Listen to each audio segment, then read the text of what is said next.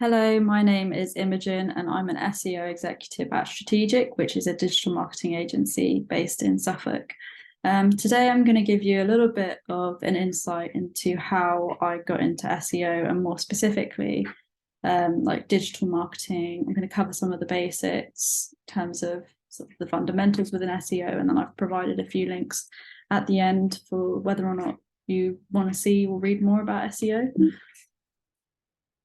So I'm hoping by the end of the talk, you'll know how to get into digital marketing, understanding some of the SEO basics, and then there's also going to be some links at the end.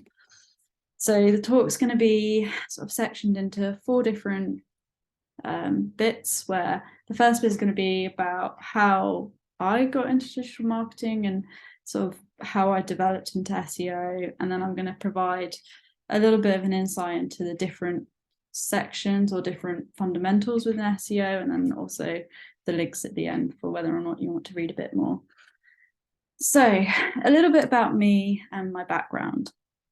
When I was at school doing my GCSEs and my A-levels, if somebody were to ask me what was my vision, where did I see myself in 5 years, I would probably not be able to answer it very easily. I think when I was doing my GCSEs and my A-levels, I was very focused on my grades and very focused on studying, but I couldn't tell you where I was going to be long term. It was very much short term. And I certainly, when I was that age, I defined success as being mostly sort of grade driven. It wasn't really anything beyond that. I was very kind of studious, but I didn't really know what I wanted to do. I just knew at some point that I was going to go off to university, and that was about it. And then obviously, as I developed at university, I was quite studious. So I was always focused on deadlines. I was focused on getting assignments done. And it was probably when I got to my final year where I had more insight into my career, when I went to the careers advice service and I found out that I could get some opportunities to go into sort of marketing based off of what was local businesses, because I was based in London at the time. And I was very lucky that I got an internship in my final year as a sales and marketing assistant. So I kind of, when I got to the final year of uni, I knew that I wanted to go into marketing. At that point, I didn't really know much about digital marketing. I just knew that marketing was what I wanted to do. And it was interesting, really, because I think what kind of led me down that path was probably the fact that my sister was going into marketing herself, and she worked for Oxford University Press. So she used to travel to New York, she used to travel across Europe, and I always used to think that it looked really good fun. And that was probably a little bit of a driver for me. So university was a very good experience. And I think it was only really when I got to my final year and I started thinking further ahead, where was it that I saw myself going long term? And when I look at where my career was once I graduated, I'd done my internship as a sales and marketing assistant. And then I kind of went into consultancy. So I worked for a personal finance startup, and I helped them as a digital marketing consultant with their social media, because at the time that was quite a big deal for me, because I felt like I was getting stuck into more digital marketing rather than just sales and marketing. So it was quite good fun. I also worked for a corporate financer, and that was, again, kind of digital marketing. I helped him with his emails, and I also attended networking events with him. So I did get a little bit of experience, but I think the biggest thing for me in terms of my career was getting stuck into an agency. And that's when I started as a marketing executive at StrategiQ. And that was probably the biggest eye-opener for me, because I got to be involved in so many different aspects of digital marketing, I started out in social media. So within that, I was doing social media management for LinkedIn, Instagram, Twitter, you name it. I was out there posting on behalf of our clients. So that was good fun. And within the social media management, I was also designing a lot of the visuals. So I was using Adobe and learning how to do digital marketing essentially. And it was a really good place to start for me. I also got really great experience within paid media and email. So I kind of had quite a few strings to my bow at that point, but I think the biggest thing was discovering SEO for me. So why do SEOs exist? SEOs work for businesses who want to build their visibility on their websites. They work for so many different clients based off of so many different industries. And I think they have such a pivotal role really in terms of gaining visibility and traffic to a website. And they're, especially now that businesses are looking to be more focused online and increase their traffic, their revenue, SEOs have ultimately become more high in demand, and there's definitely opportunities and so much scope within SEO. And there's so many different aspects of SEO as well that are yet to be realized as well. And also with digital marketing and tech growing the way it is, now we've got AI and ChatGPT, it's SEO is kind of growing into so much more. And I feel like this is a really exciting pivotal moment for SEO as well. And that was sort of my like eureka moment. And I knew that this was where I wanted to develop. And it was great fun being involved in all the different service lines. Like social media was fun, email was fun, designing emails, like the copywriting, but SEO felt like it had very big opportunity with it.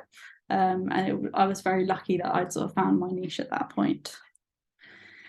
So we've all seen a search engine before. We've all seen Google. We've all probably used Google. Not forgetting Bing and Yahoo, obviously. There's obviously many more out there, but we all know Google quite well. But I think people maybe don't see the other aspect behind the scenes of what happens within Google, how it works, how Google produces the results pages that we see, how we click on a website. Like, does anybody really know how it works? Probably not. And this is where SEOs get such an advantage in terms of understanding how these search engines work and all of the algorithms and the factors that are involved. So just to give you a little bit of an insight, 68% of online experiences begin with a search engine, and nearly 93% of traffic comes from Google search, images, maps. It seems like, as I was already been saying, there's so much opportunity and scope within SEO, and Google itself holds over 84% of the search engine market share. So if we can untap that potential for our clients, for businesses out there, there's so much that we can learn and so much that we can develop. And that is why SEO is a really good sort of career choice for a lot of young people as well. And it's obviously growing. So just to give you a little bit of an insight into how search engines actually work. So the way that I like to see it, as search engines send out these little spiders, and these spiders crawl the web. So they crawl so many different, if we think of the web as being this really big network, spiders will take a look at websites and they will place within search results websites where they deem the most relevancy, whether there's trust signals. So are they reputable? Like, there's lots of different aspects, and these spiders will crawl each website and each page to serve the user the most relevant piece of content. And within that, there's obviously algorithms which change probably every few months. Algorithms change, and that depends where pages are going to sort of be placed within these search results. So ranking is also another factor in terms of what position a website is going to be placed within the search results based off what a user is searching for. So SEO, probably the easiest way of explaining it is SEO stands for obviously search engine optimization, and it's the practice of optimizing websites, pages are also like URLs, so we make sure that these are as optimized as possible for Google to index and rank these pages based off of what's most relevant for the user. And ultimately, our goal within SEO is to increase traffic and overall visibility of a website, improve brand awareness and credibility, to which obviously increases conversions and revenue. So now I'd quite like to go into what the different types of SEO there are. So probably the biggest type of SEO is content SEO, which is split between on-page and off-page. On-page is more about how we can improve elements of the website, which is pages, content, the headings, to ensure that Google will effectively index us in the first page. We always try to aim for position 1 on the search results. So this is where the on-page sort of element kicks in.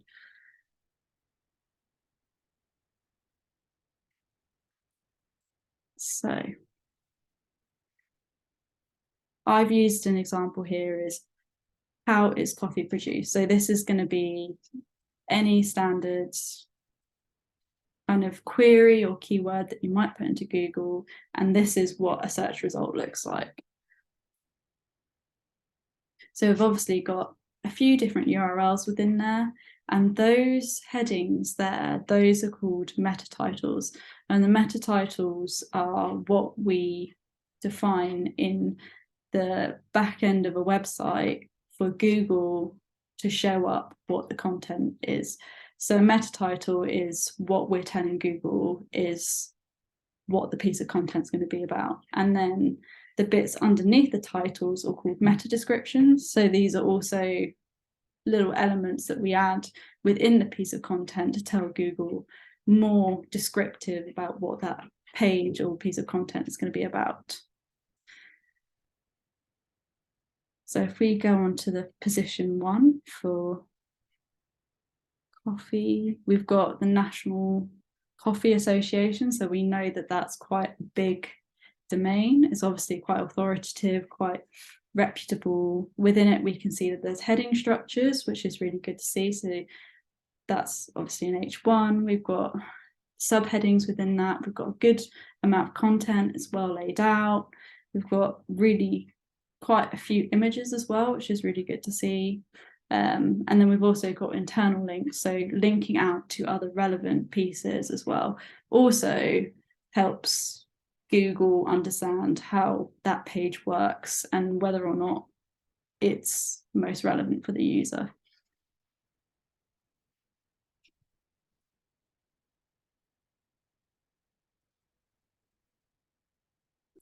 So the second aspect of content SEO is off-page SEO. And this is anything external to the website in terms of PR that's going to increase traffic. So I've included some images here of a recent project that we've done at StrategiQ for a local plumbing firm. And we basically found an opportunity to help increase awareness, brand awareness of their business. They were giving away a free boiler at the time, and we were able to get the local news in, and we were able to actually get a BBC News article that linked to the business's website, which ultimately increased traffic. So on-page SEO is more directly optimizing for increasing traffic, whereas off-page SEO is more about the external influencers that increase traffic to a website. So now we've covered the largest type of SEO is probably content SEO. We're now going to go into local SEO. And local SEO is very important for businesses because it's more geographic, it's more focused on the locations themselves. So, for example, in Kent, if you had a restaurant or you had a local plumber, local SEO would be most relevant to them because people in that geographic area are going to be maybe looking for something nearby. And I've also provided a little bit of an example as to what a Google business profile would look like.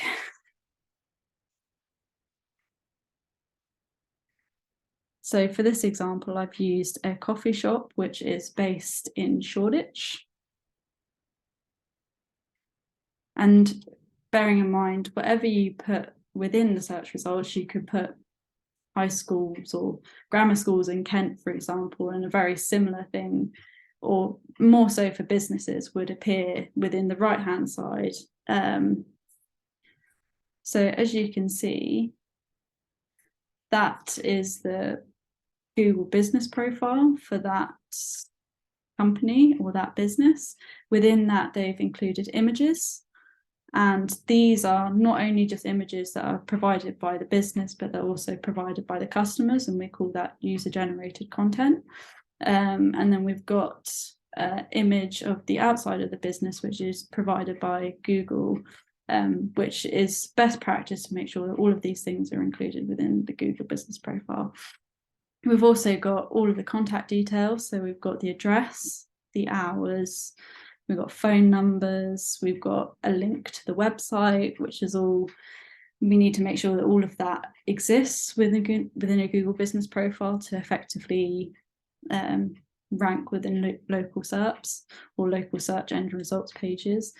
There's some really good Q&As there, which obviously seems like the business is actively kind of encouraging people to post, and it seems as if customers are also replying as well, which is good to see. Reviews is also another hidden gem within SEO, and particularly in local SEO, is if you have more reviews, and definitely good reviews, lots of imagery, this is effectively seen as a trust signal for Google and will impact search results, particularly in local search. And another best practice within review and review generation management is ensuring that all the reviews are replied to, which looks like this business is doing. And that is a short summary as to what Google business profiles look like.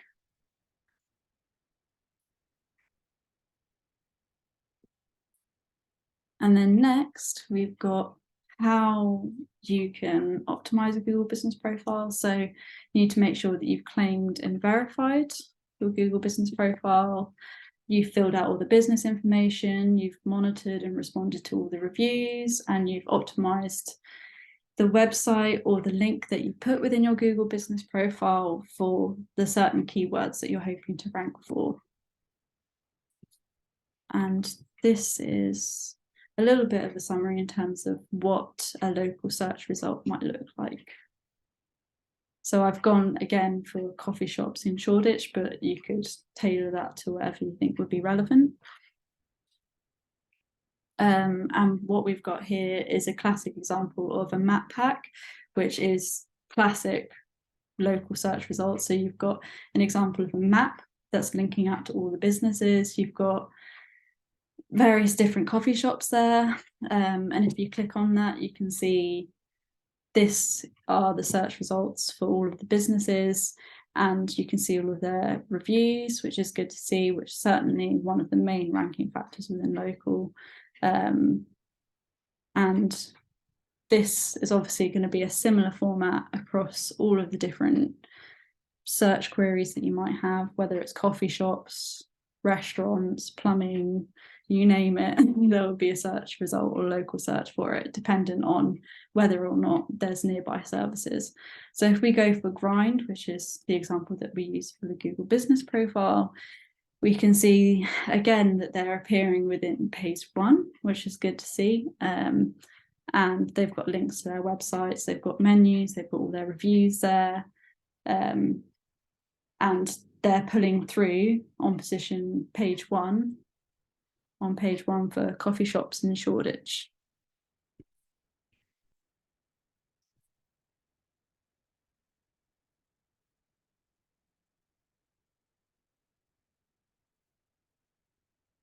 So last but not least, we've got technical SEO.